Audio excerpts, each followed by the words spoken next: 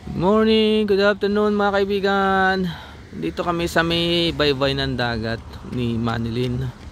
Bumili kami ng Starbucks at magde-date kami dito, maglalakad-lakad kami. Ang settings nitong lugar na ito para siyang kagaya sa San Francisco.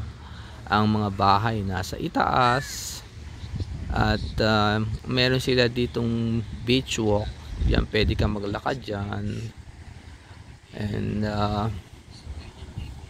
ang ganda ng simoy na hangin, hindi malamig ang simoy ng hangin. Ayan yung mga bahay dito. So mga parang mga wala nakatira sila dyan, parang bakasyonan lang. So maupo kami ni Manilyn dyan sa may bangko, tapos inom kami ng Starbucks.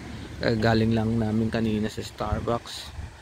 Ang sarap ng hangin, parang very peaceful ang buhay. Yun lang mga kaibigan, talk to you later.